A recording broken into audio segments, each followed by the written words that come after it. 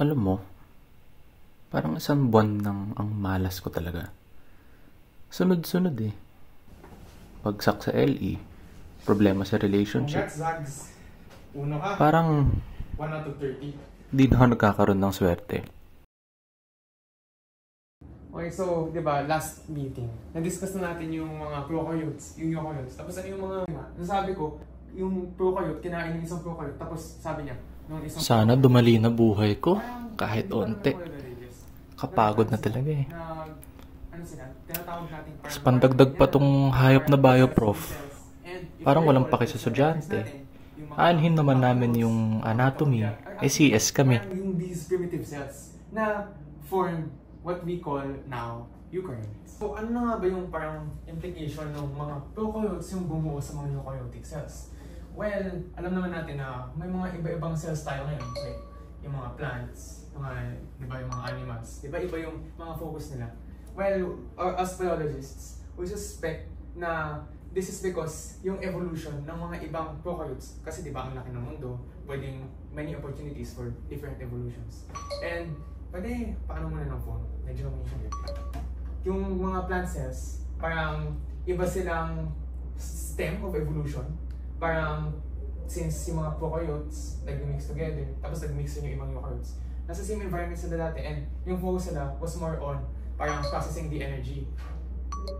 So, pero yung mga animal cells, di ba? Parang yung focus nila more on processing yung energy. Kasi kumakain tayo, di ba?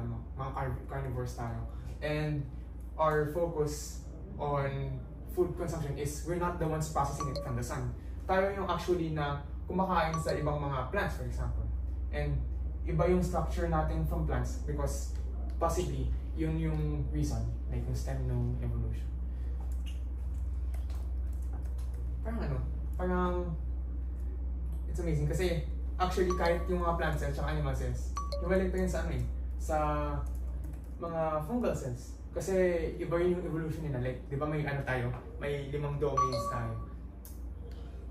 Alam mo, Zags, parang, alam mo naman siguro yung discussion eh. So, ikaw na lang tulog. Classic Sir Grumps. Bagay na bagay talaga pangalan niya.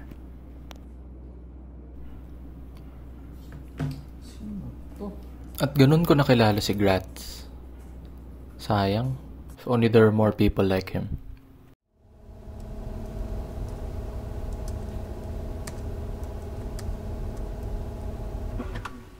Branded.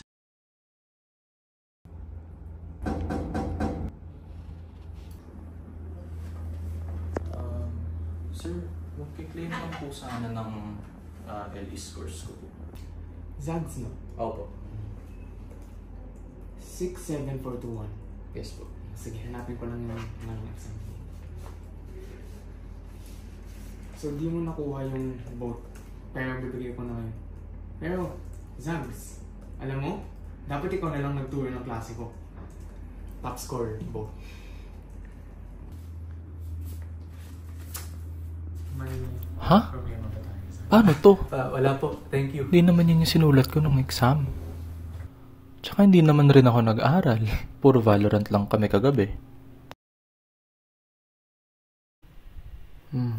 Sobrang nakakantok naman dito.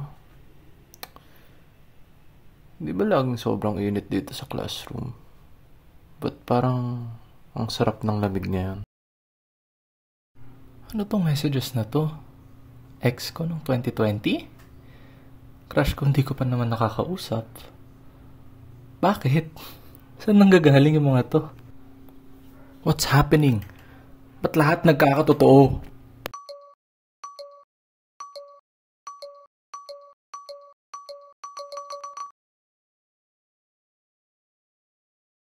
"42-year-old professor incinerated Ganun ko alone in nakilala si home Gratz. while family is out for 19-year-old vacation." college student Only there are brutally more Police murdered people inside investigation apartment revealed late last night. malfunctions in smart Investigation devices has which not caused the identified fire. the For suspect, but viewers no out witnesses there, were make present. sure your devices are plugged in properly in the Are you satisfied?